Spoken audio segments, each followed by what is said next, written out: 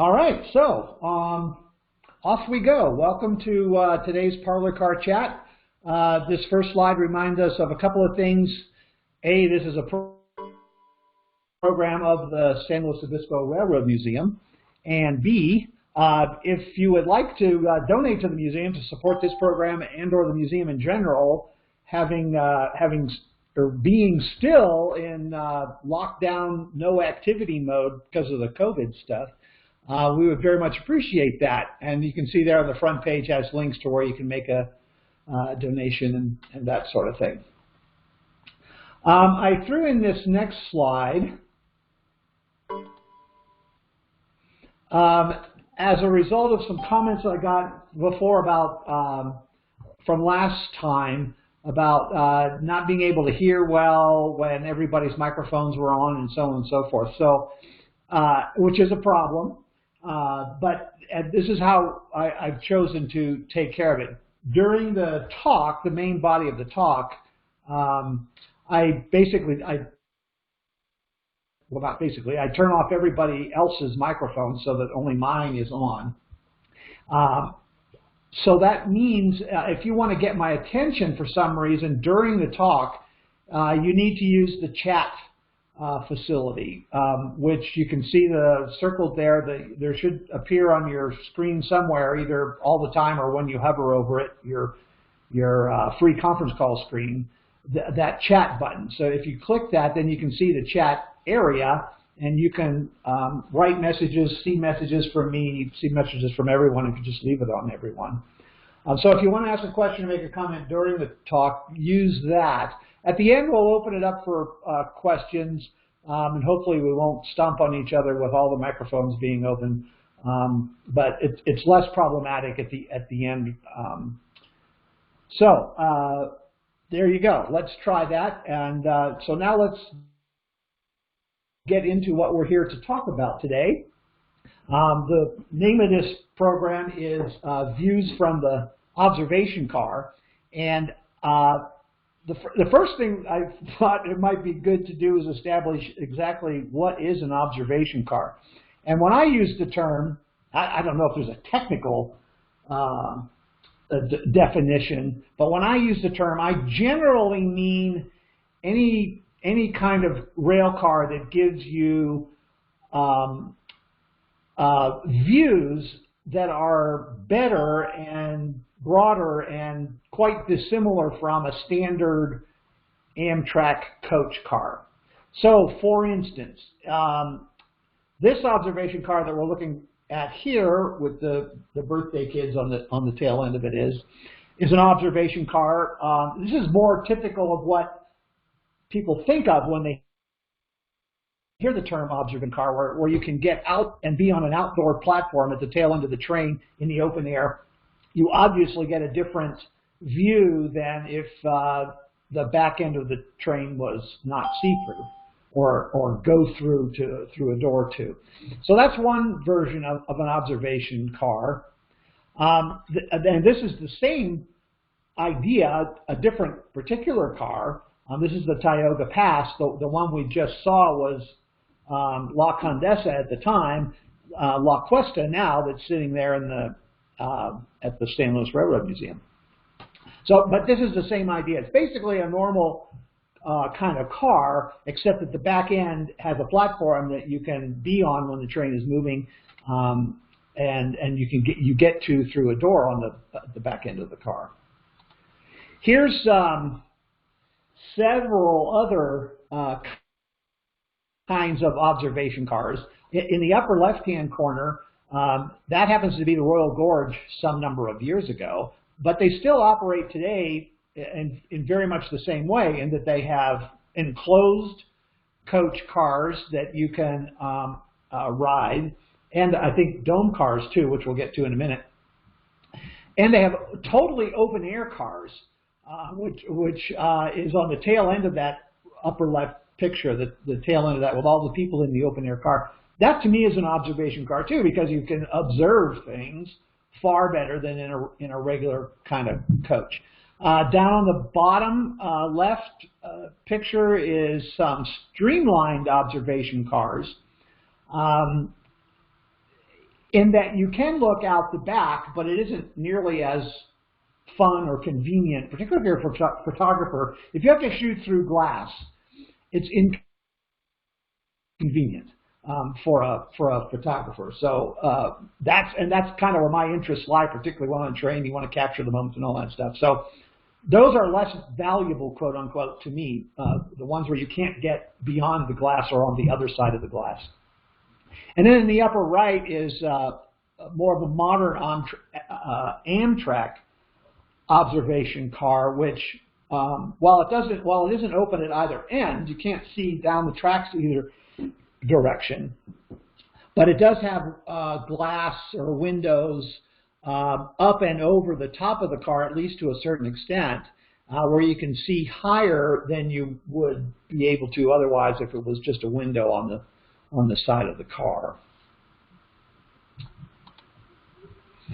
And then speaking of that type of observation car, you go all the way to what you would call a dome car, which is the picture on the right, of course, where you're basically up on the second level of the car, or at least a half a level up from the other part of the car, and you have views in pretty much all directions, up to the side and to the front and to the back, unless you happen to be hooked up to a car that's just as tall as the dome is, either behind you or in front of you, can tend to block that view, that direction. But otherwise, definitely added stuff. And on the left in this slide is an even more interesting kind of car, a theater car they call them. That one happens to be part of the UP Heritage Fleet. They also sometimes call it, what is it, an engineering car, I think, because you can observe what's happening behind the train and still be in enclosed comfort. Now, the only, remember I said if you're behind glass, it's kind of a nuisance. But with a car like that, which is designed specifically for that kind of viewing, and particularly when it's viewed, or you realize that it's in the sense of engineering or real technical kind of viewings too, they generally keep that glass very clean. So except for direct sun coming in or something like that, it's pretty valuable for photography too, and we'll see how that works here as we go along. Speaking of that heritage, the UP Heritage Fleet, there's a picture of the dome car. Actually, three of them. There's one right here, close up, and then off to the right, there's two more down the train further. And that shot that I just showed you in the dome car was probably one of those domes. This is a trip I took, by the way, just so you know where we are. We're in Omaha, Nebraska, where I think this fleet is housed or maintained or headquartered, however you put it. Also where UP's Mile 00 is, the very starting mile of the Union Pacific system, however they figure out what that is. So we rode this train for an hour or two out and an hour or two back, something like that, from mile marker 0.0. That was kind of cool. Here's another shot of that train from on the train. That reminded me. Another interesting feature that some trains have are vestibules that you can use to get open air view of where you're going. It's kind of like a window in a coach without the glass being there. So like for this shot, I was able to lean out a little bit and take the shot down the train. So you've got the three dome cars there right up close to where I was positioned. And at the far end, you can see the theater car. And what I want to point out, since you can't see the theater screen, quote unquote, the glass on the back of the car, what you can note is this stepping down of the windows on that car. And in fact, the seats in that theater car are raked. that being a technical term for when the seats go up at an angle so that the people in the back can see over the people in front of them. So it's raked just like a theater seating is raked.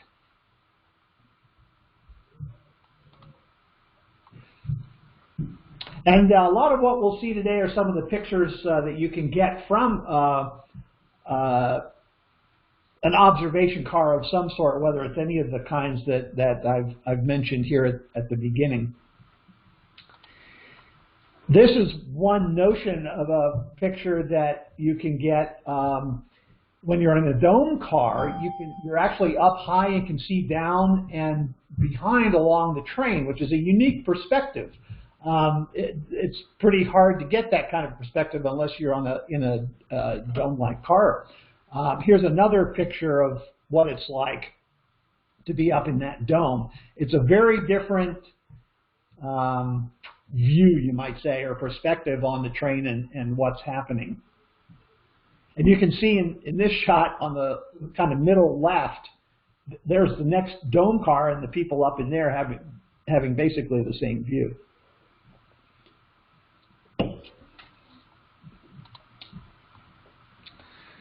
Here's a bridge we ran through or under. Again, you can see that other dome ahead of us. Gives you interesting angles. Sometimes there are things to see that are high, and it pays to be able to look up considerably as opposed to just out. And this is one of those. On this particular trip in Omaha, there was a air show going on at Offutt Air Force Base, which couldn't have been too far away. I didn't actually see any of the buildings of the base, but we saw this stunt plane flying around. And then at the right, the view down the tracks is uniquely available on something where it has a back platform of some sort, like La Cuesta or Tioga Pass that we saw earlier on.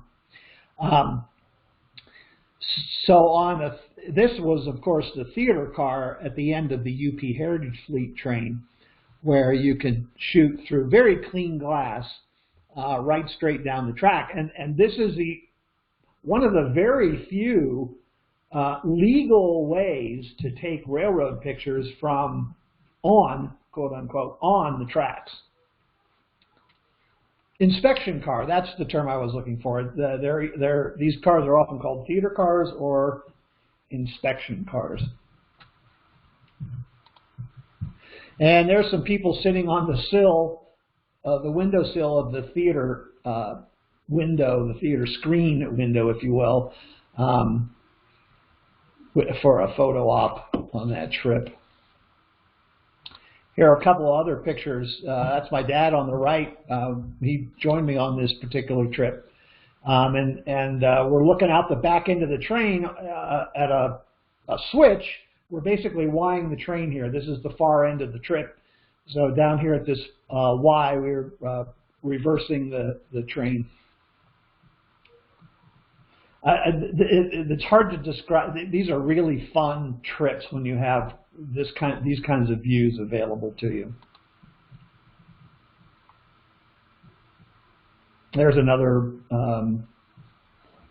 view from a vestibule, in this case, not from up on the dome, but from an open side door. There's from up on the dome. I don't know if you noticed or could tell, but we just changed trains. We're now on a 2014 trip on the Silver Lariat, which is a dome car. And we'll see some pictures of what the world looked like from up there. There's my wife Lynn on the left enjoying the scenery. Often dome cars have tables for food service and beverage service and all that fun stuff too. So it makes it doubly comfortable and fun. On the right, upper right, you can see a view of the Silver Lariat on the back of the Amtrak train heading up Cuesta Grade on the Horseshoe Curve. I'm pretty sure that's where we are at that point. And then down below you can see a picture of the Phillips refinery there just north of Guadalupe.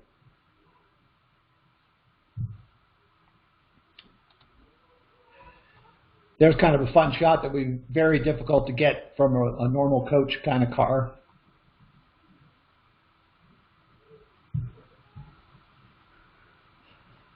Generally speaking, the people who operate dome cars, these various kinds of observation cars, understand quite well that the value of them is what you can observe and see and catch and photograph from. So they tend to keep the windows very clean.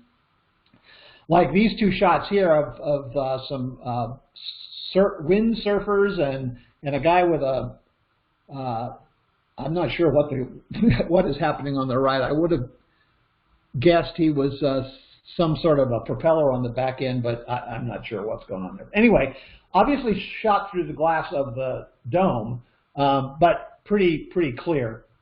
Like I say, they tend to keep those nice and clean for you. Here's some fun shot on the left going under or through a bridge. That might be the one that's just north of the Grover Beach station, actually north of the highway too, I think, 101 as you go towards San Luis. And the water tower at Guadalupe there.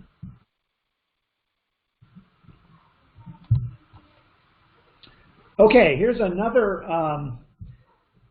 trip. This one was in 2010. We're on a UP special using the Heritage Fleet again, going from Sacramento to Reno in 2010. Did I say that? I think I did. And that's, of course, sitting at the Sacramento station. If you've been there, you probably recognize that platform.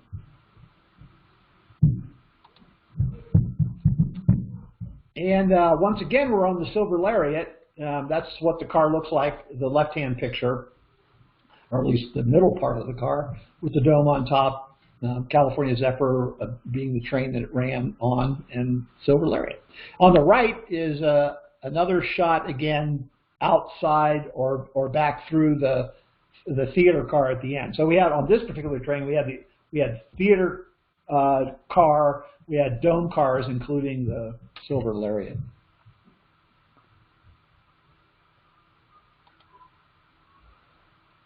That might be the same dome car picture I showed you at the beginning.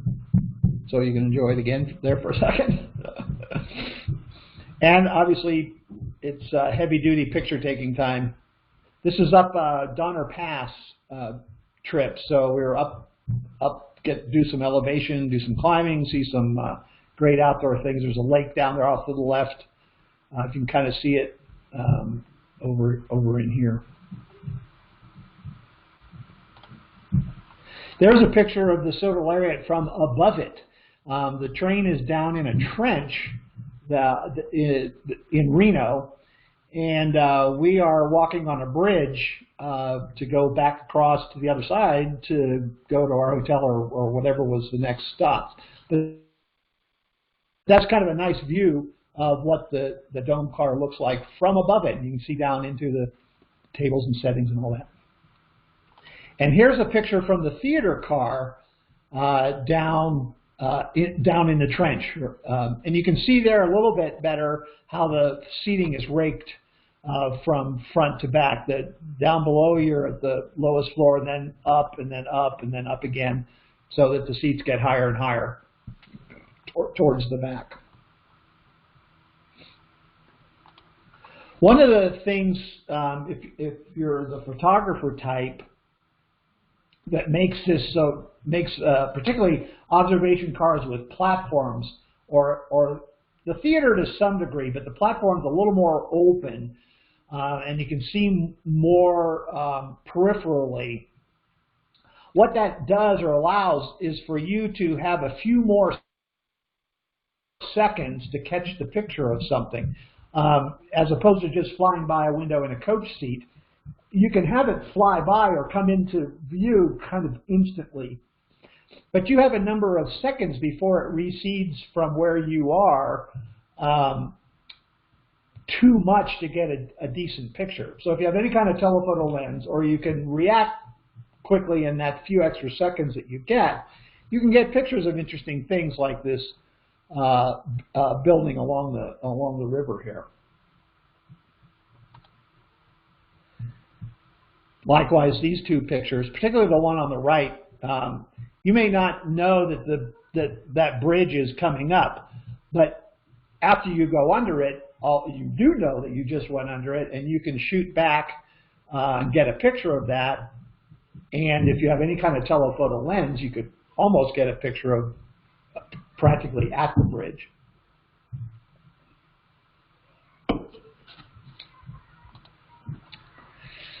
It was obviously a cold day up on Donner Pass.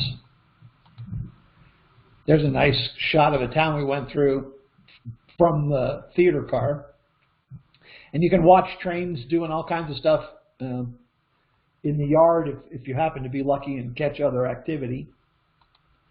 There's just a nice landscape shot up on Donner Pass somewhere. And there was an interesting little fog bowl that day. This fog had settled in the valley, and it was interesting. It was just like whipped cream in a bowl.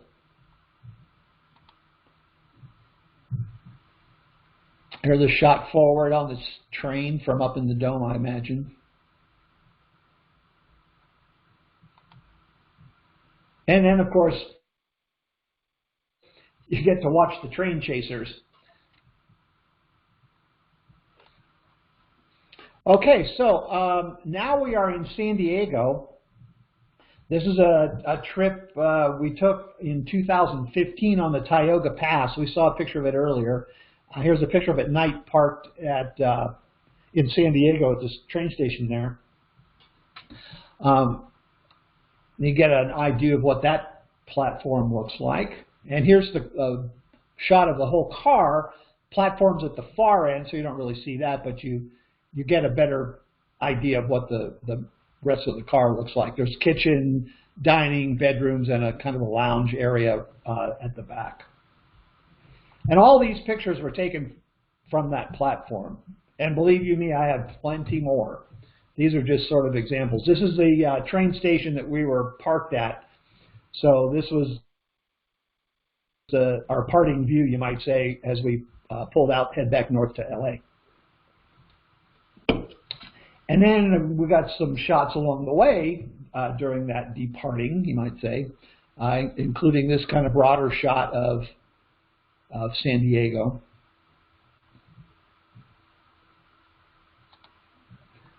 Some of the waterways along the way.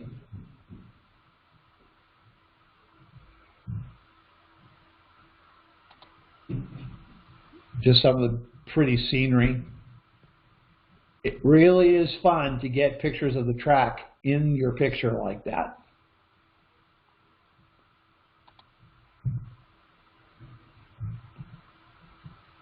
A little misty that day, it looks like. And when you don't have glass in the way, you can get some interesting shots of what you're flying past,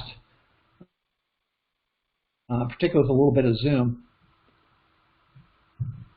The zoom on my camera is no more than 10. It can go up to 10 power, and that's it. This was a fun picture that we got. Nothing like a train blowing past to knock your veil off, I always say. I'll tell you, some people, what they decide to do to get wedding pictures or any kind of picture, it's beyond me.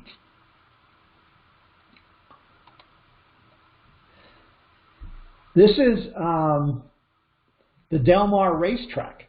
That is, the train goes right past, and when you're out on the back and have plenty of time to get the shot, you can see things like this.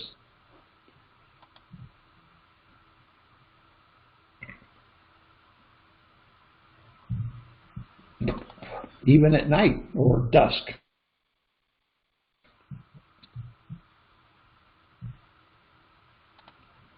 We also happen to be going by Pendleton military base, and if you have open views and easy access to a view of the air, you can catch pictures like this. Another location that you go by on that route is the Angels Stadium, and this picture was taken from the platform of the Tioga Pass as we went by.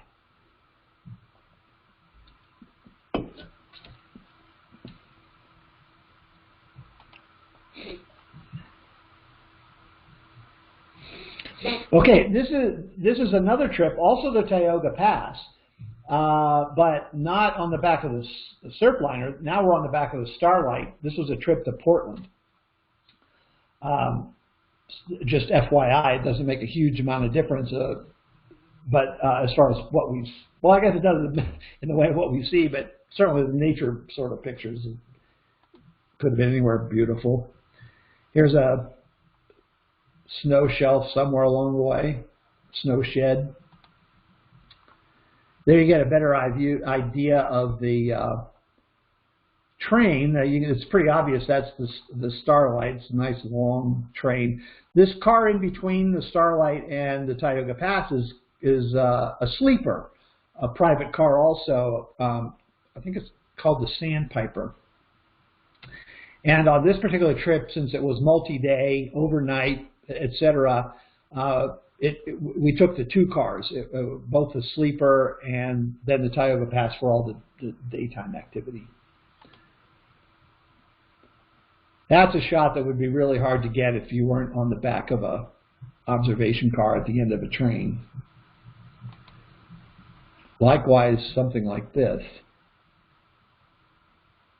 And here's one of those shots that it pays to have an extra second or two to realize it's there and get the picture before it goes out of sight. Or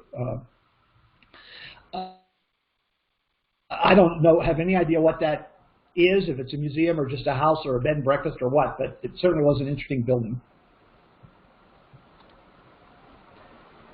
And you can tell from the number of pictures I've shown of bridges and trestles and that sort of thing, I'm quite enamored with that sort of thing, particularly when there's two of them, if you catch another train on one of them, if you've got water flowing or doing something interesting underneath, it just makes for really fun pictures. Here's another picture that would be virtually impossible to get if you weren't on the back of a train on an observation car. I think this is the bridge going across to Portland Rail Station. There's Sandpiper right off to our right. So what I'm doing is leaning around the observation car, looking back up towards the front end of the train.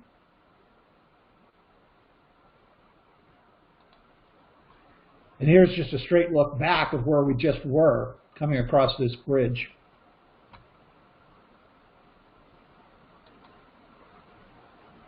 And that boat full of people went under the bridge, approached the bridge, went under the bridge, and went through, all while we were out there on the bridge. So it was relatively easy to get a picture of that too, interestingly enough. And that clock tower on the right is the part of the Portland station. And the bridge apparatus to raise and lower the bridge, etc., is what we just came over.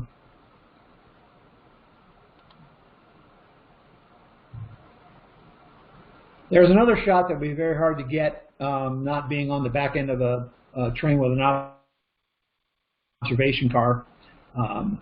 Lots of opportunities like that, particularly when you're going through the mountains or the woods or interesting places. I don't know how far you would have to hike if you had to get pictures of this sort of thing, having parked your car somewhere and walked to it. There we're passing another train right there. This is back at the Portland station, I'm pretty sure, with the what's the heck the name of the Amtrak train? The Cascades, I think it is. And there's probably a bunch of people headed for either one of the Cascades, probably one of the Cascades. It doesn't look like they're headed for the train we're on.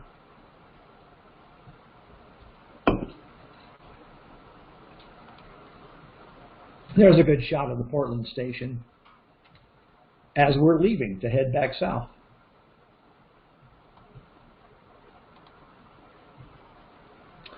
There's just a shot of the station at Oregon City. I couldn't even tell you where that is. We blew right past it, but not so fast that I couldn't get a picture.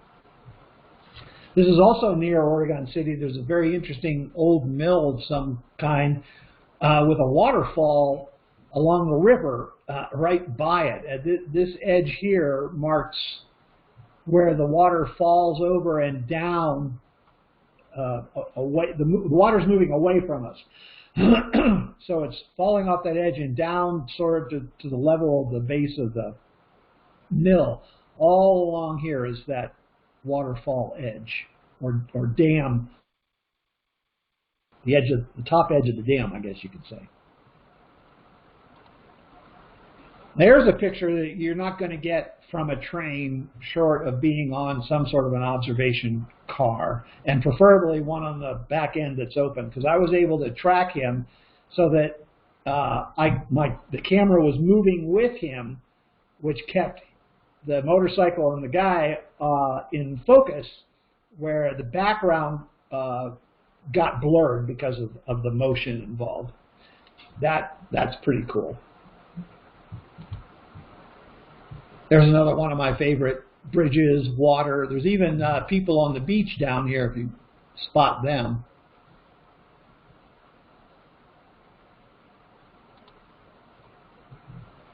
Occasionally you find some interesting things trackside, like this Willamette and Pacific Railroad locomotive.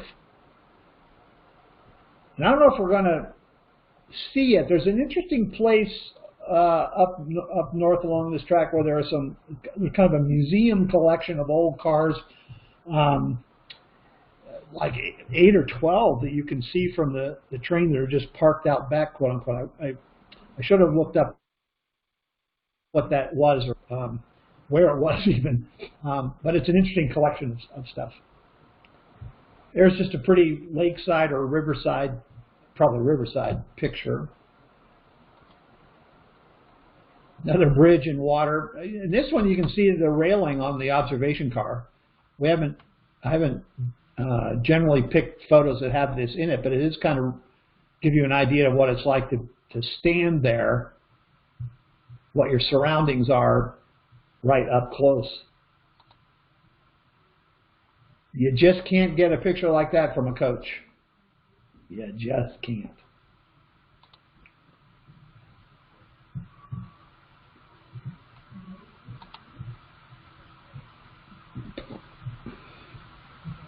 I think we're in Sacramento again.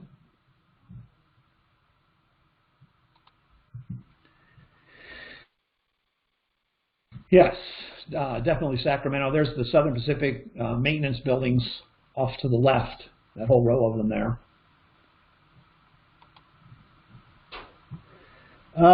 This is from the back end of that train, looking down on some yard area just north of Martinez, if you're familiar with that station and what goes on out there. There's a lot of oil activity, tank cars all over the place.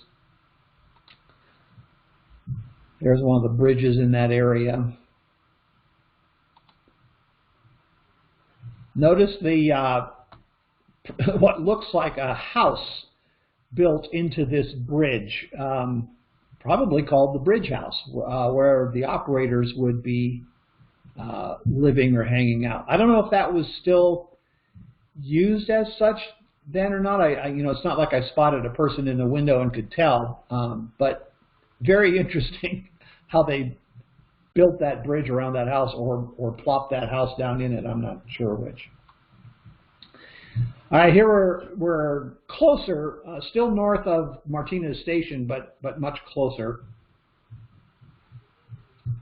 Lots of those tank cars. It's fun to catch a passing train like this.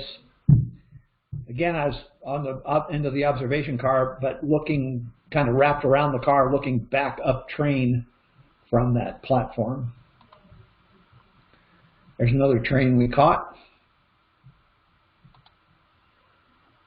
always kind of fun to catch industries, particularly if they're either old or non-existent anymore, or just the mechanisms, all the piping and whatnot of a building always looks very interesting to me.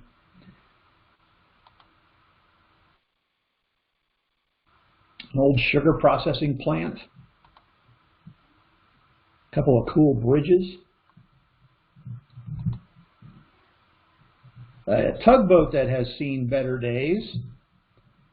This is along the San Francisco Bay, I think, or heading towards it anyway.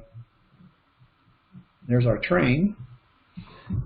There's what the Amtrak observation car looks like from the outside. You can see the glass that goes along this seat and then up along to towards the top of the car. It doesn't quite make it. It's not glass all the way across, but it's pretty close. Those are fun cars to ride. There's another train we're about to pass. I can't tell you what it is. Some sort of local, I would imagine, for the San Fran, Oakland area.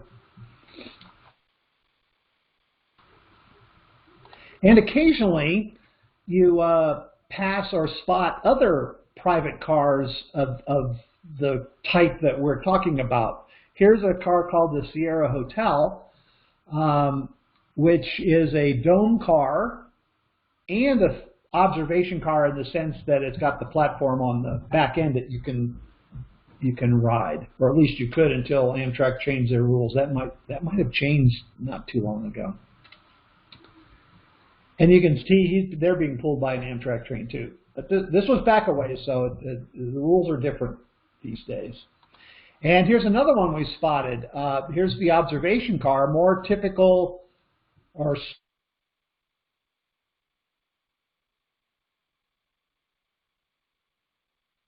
quote-unquote normal car, and obviously another private car there with it too, but I'm not sure which one that is. Here we are going down the middle of the street in Oakland area.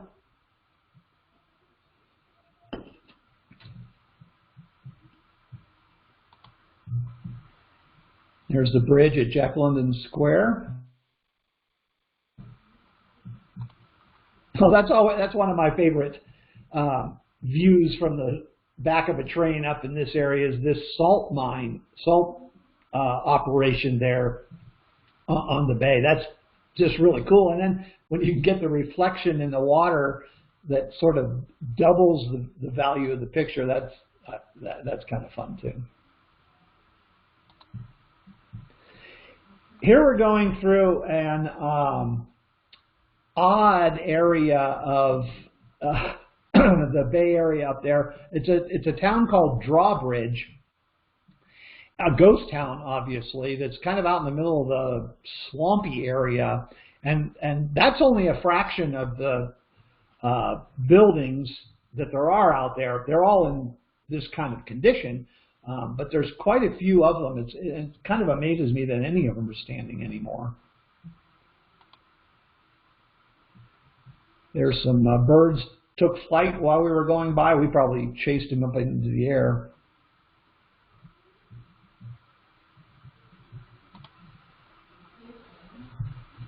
There's the Santa Clara Tower. I would have to assume not in operation anymore, but the building is still standing. There's another train chaser getting pictures. Going by the Caltrain operations service facility along the route of the Starlight. There's a fun picture that I would say be nearly impossible if you weren't on the back end of a train on an observation platform. You've got an airplane that just took off from the airport nearby, caught in the midst of the railroad signals. That's kind of fun.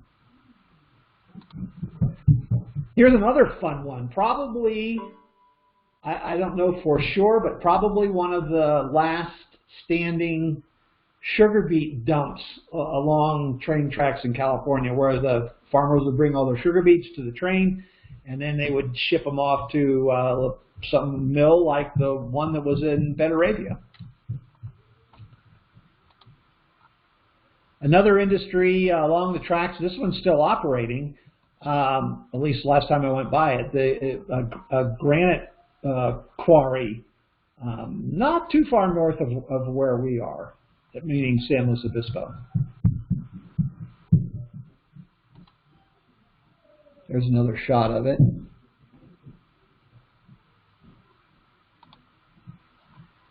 Now we're down by Camp Roberts, and as we're going by here, we catch a section of a military transport train with these tanks.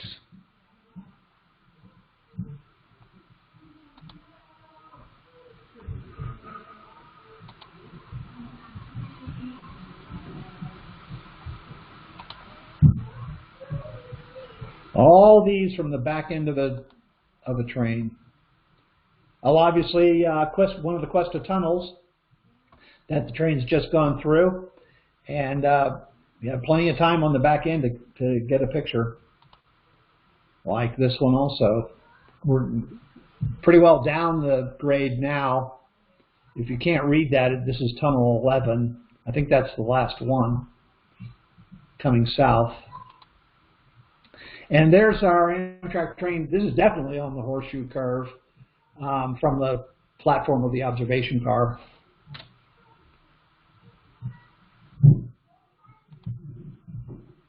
The men's colony. There's a look at it all. You can almost recognize people if you knew anybody.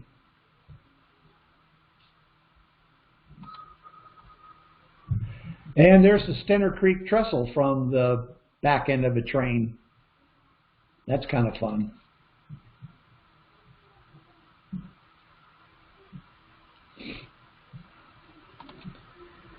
Okay, that ends this presentation. Hope you enjoyed that. It was just kind of a photo shoot from great spots on trains that I've ridden. So more of just a slideshow to enjoy.